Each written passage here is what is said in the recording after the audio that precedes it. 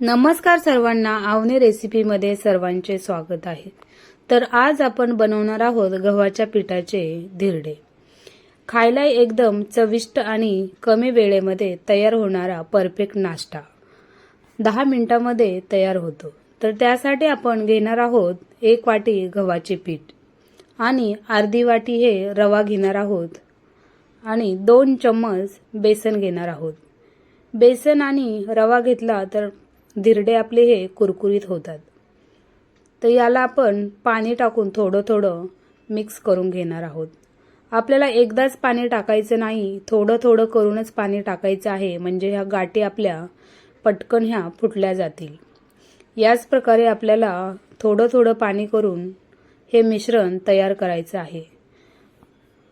याला असंच हलवून घ्यायचं आहे। आता आपलं हे मिश्रण तयार आहे, तुम्ही बघू शकता। या प्रकारे आपल्याला हे बनवायचं आहे। याला झाकण ठेवून 10 मिनिटभर ठेवून देऊया। आता कढाईमध्ये आपण तेल टाकूया आणि थोड्याशा भाज्या फ्राय करून घेऊया। तर थोडेसे जिरे टाकून घ्या। जिरे तडतडले की यामध्ये बारीक कट केलेला कांदा टाकून घेऊया आणि सिमला मिर्च आणि गाजर आणि हिरवी मिरची बारीक कट केलेली आहे, यालाही आपण यामध्ये टाकून घेऊया आणि 1 ते 2 मिनिटभर आपल्याला याला परतवून घ्यायचं आहे। तुम्ही कच्चाही टाकू शकता, पण चव अजून अशा आपण फ्राय केलं तर जास्त चव येते।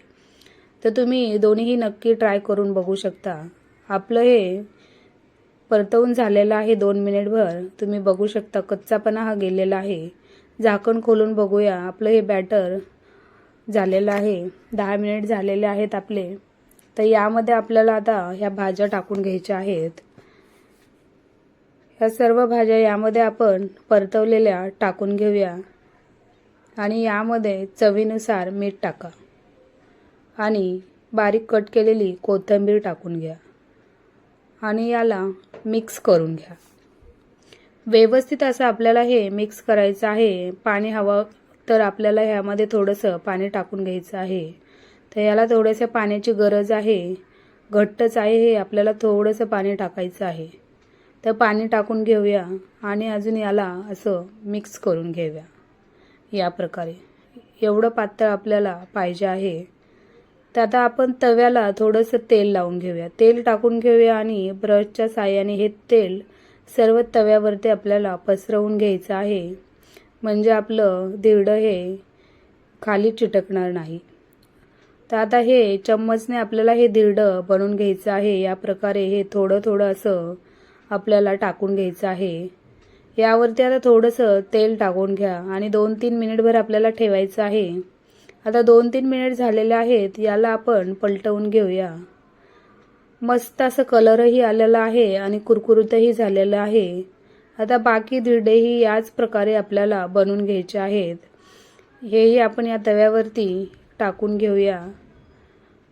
आपलं हेही धिरडं बनवून झालेलं आहे।